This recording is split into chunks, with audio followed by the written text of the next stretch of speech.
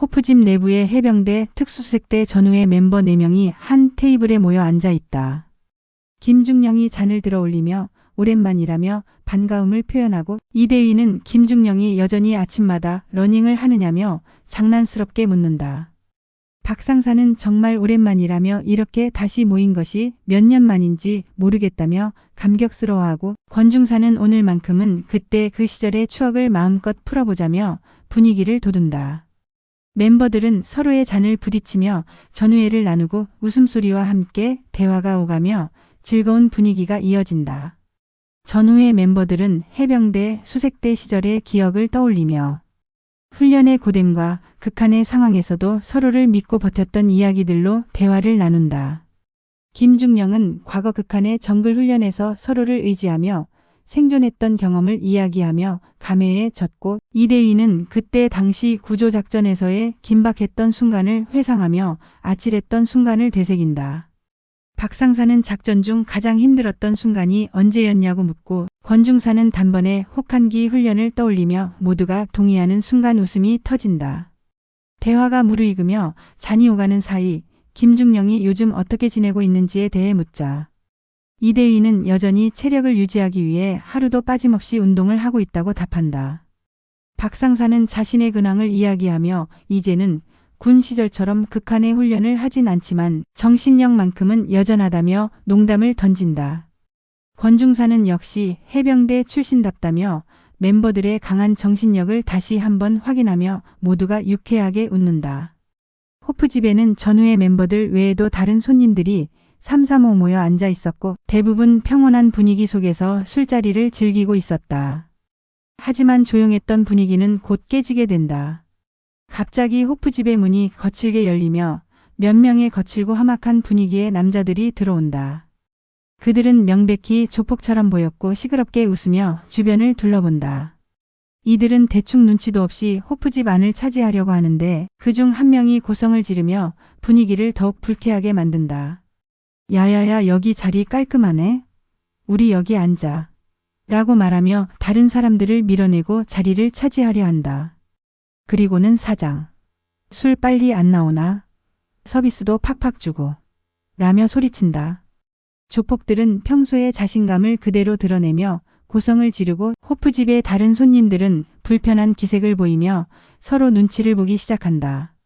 전우의 멤버들은 처음엔 그들의 태도를 무시하려 했지만 곧 상황이 이상하게 흘러가는 것을 느끼게 된다. 그중 한 명 조폭어가 전우의 테이블을 지나가며 눈치를 채고는 무시하듯 말을 건넨다. 뭐야? 너네 뭐야? 아저씨들 잔잔하게 술 마시네? 조폭어는 이 순간 마치 자신이 이곳을 지배하는 존재라도 되는 듯이 거만하게 행동한다. 전우의 멤버들은 서로를 잠시 쳐다보며 침착하게 상황을 파악한다. 김중령이 차분한 목소리로 말을 꺼낸다. 여긴 우리 전우의 자리인데 조용히 좀 해줄 수 있을까? 조폭들은 전우의 멤버들의 반응을 보며 더욱 기세등등해졌다. 한 명이 전우의 테이블에 바짝 다가가더니 비웃으며 술잔을 집어들었다. 어이 한 잔 받으시죠? 아니면 무릎 꿇고 사과하면 봐줄게. 라며 조롱 섞인 목소리로 말하며 술잔을 던질 태세를 보였다. 순간 전우의 멤버들의 눈빛이 변했다.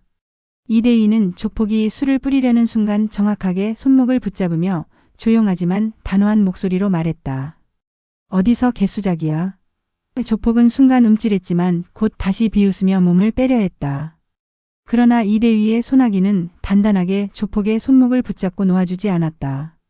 주변의 조폭들이 이 상황을 보고 더욱 흥분하기 시작했다. 야, 뭐 하는 거야? 손 안 놔? 조폭비가 테이블을 쾅 치며 소리를 질렀다.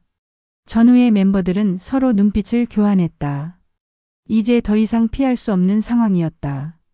박상사가 천천히 자리에서 일어서며 낮고 묵직한 목소리로 말했다. 너희들 지금 누구한테 깝치는지 알고나 있냐? 순간 조폭들 사이에서 웃음이 터져나왔다. 뭐? 이 양반들이 아주 기어오르네. 조폭어가 코웃음을 치며 전우의 멤버들을 내려다봤다. 그러나 조폭들은 아직 눈앞에 이 사람들이 누구인지 어떤 경험을 가진 사람들인지 전혀 알지 못하고 있었다. 전후의 멤버들은 여전히 차분한 태도를 유지했지만 긴장감이 최고조에 달했다.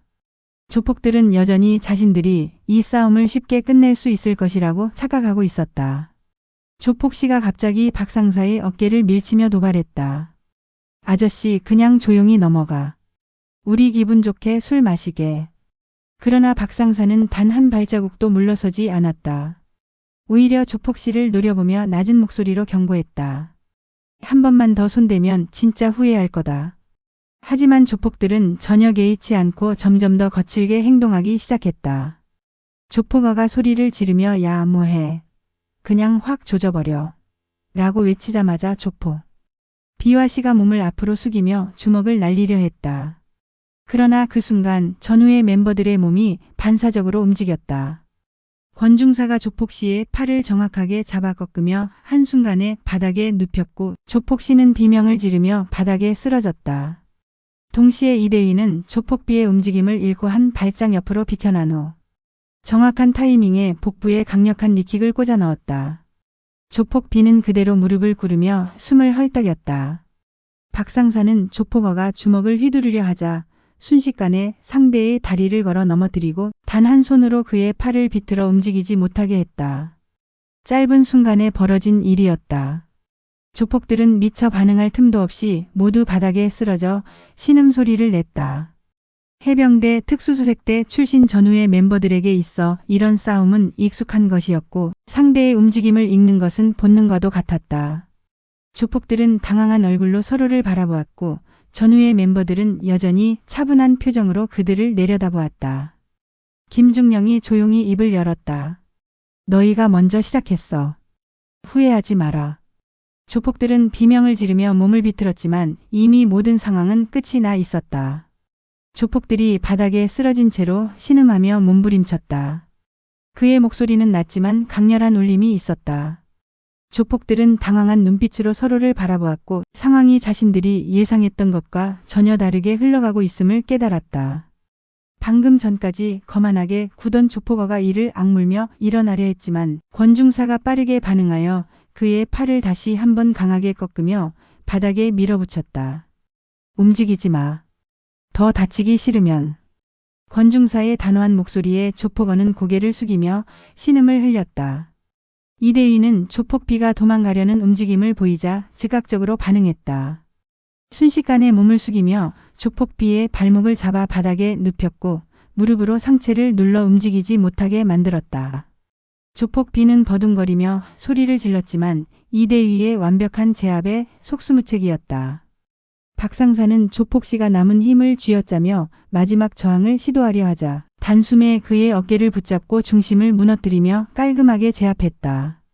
조폭들은 예상치 못한 저항에 패닉에 빠졌고 전후의 멤버들의 강력한 제압으로 인해 더 이상 저항할 엄두조차 내지 못했다. 호프집 안은 순간 조용해졌다. 다른 손님들은 아까까지 시끄럽게 떠들던 조폭들이 한순간에 무력하게 바닥에 쓰러진 모습을 보고 놀란 표정을 지었다. 가게 사장은 상황을 지켜보다가 안도의 한숨을 내쉬었다. 해병대 출신들이 이 조폭들을 이렇게 단숨에 정리할 줄은 예상하지 못했던 것이다. 한쪽 구석에서 겁에 질린 조폭의 후배들이 아무 말도 못하고 눈치만 보고 있었다. 김중령이 주변을 둘러보며 차분하게 말했다. 우리가 더 이상 손대지 않을 테니 지금 당장 나가라. 그러나 조폭들은 일어날 엄두도 내지 못하고 바닥에서 신음만 흘릴 뿐이었다. 그때 가게 문이 열리며 경찰이 들어왔다. 호프집 사장이 미리 경찰을 신고했던 것이다. 경찰들은 바닥에 쓰러진 조폭들을 보고 상황을 파악한 뒤 이들을 하나둘씩 일으켜 세웠다. 한 경찰이 조폭어를 바라보며 말했다. 너희 또 난동 부렸지? 이번에는 그냥 못 넘어갈 거다. 조폭들은 변명하려 했지만 이미 주변 손님들과 가게 사장이 모든 상황을 목격한 상태였다. 조폭어는 고개를 떨구며 아무 말도 하지 못했다.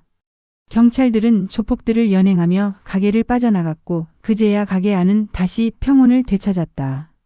이대휘는 조용히 자리에 앉으며 잔을 들어 올렸다. 이제 다시 건배할까요? 박 상사가 웃으며 맞장구 쳤다. 좋지. 해병대의 전우회를 위하여. 전우들은 서로 잔을 부딪히며 다시 한번 뜨거운 우정을 나누었고 호프 집안에는 다시금 유쾌한 분위기가 흘러넘쳤다. 호프 집안은 다시 평온을 되찾았다.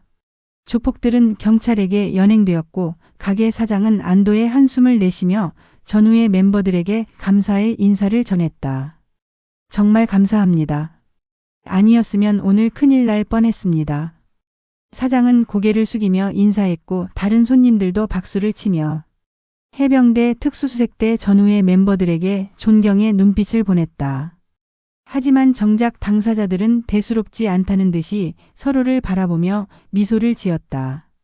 김중령이 천천히 잔을 들어 올리며 말했다. 자, 이제 다시 시작할까? 박 상사가 호탕하게 웃으며 맞장구 쳤다. 좋지. 오늘은 오랜만에 모인 날이니까. 이대희는 한 손으로 잔을 들고 다른 한 손으로 아까 쓰러뜨린 조폭들이 있던 바닥을 가볍게 가리키며 농담을 던졌다. 저 친구들 아마 지금쯤 경찰서에서 우리 욕하고 있겠지? 권중사가 피식 웃으며 말했다. 욕은 할 수 있어도 두 번 다시 우리 앞에서는 설치지 못할 거야. 전우들은 서로를 바라보며 잔을 부딪혔다. 전투처럼 뜨거웠던 순간은 지나갔고 다시금 그들에게는 익숙한 유쾌한 분위기가 자리 잡았다. 주변 손님들이 조용히 대화를 나누는 동안 사장은 전후의 멤버들에게 특별히 서비스 안주를 내주었다. 이건 제 작은 보답입니다. 진짜 대단하신 분들이네요. 전우들은 사장의 호의에 감사 인사를 하며 맛있게 안주를 즐기기 시작했다. 술잔이 다시 오가며 이들은 과거 해병대 시절의 기억을 하나둘씩 꺼내기 시작했다. 야, 혹한기 훈련 때 기억나냐? 영하 20도에서 얼어 죽는 줄 알았지. 이대희가 웃으며 말하자 박 상사가 고개를 끄덕이며 맞장구 쳤다. 진짜 죽는 줄 알았지. 그런데 이상하게 그때가 제일 그립다니까. 권중사는 조용히 미소를 짓더니 잔을 들어 올리며 말했다. 어떤 상황에서도 버틸 수 있었던 건 우리 모두가 있었기 때문이지. 오늘 이 자리도 마찬가지야. 우리는 언제 어디서든 함께한다. 김중령이 그의 말을 받아 잔을 높이 들었다.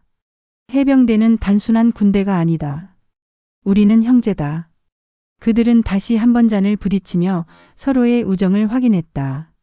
시간이 흐르고 어느덧 마지막 술잔을 기울일 때가 되었다. 김중령이 잔을 내려놓으며 말했다. 오늘 밤 정말 잊을 수 없는 하루였다. 이대희가 미소 지으며 말했다. 다음번엔 우리끼리만 조용한 자리에서 보자. 아무 방해도 없는 곳에서. 박 상사와 권중사도 고개를 끄덕이며 동의했다. 그들은 하나둘씩 자리에서 일어나며 서로를 바라보았다. 해병대 특수수색대 출신이라는 자부심 그리고 전우애가 다시 한번 강하게 느껴지는 순간이었다. 가게를 나서며 김중령이 마지막으로 한마디 던졌다. 전우는 영원하다. 호프집의 문이 닫히고 조용한 밤거리에 4명의 전우가 함께 걸어가는 모습이 남았다.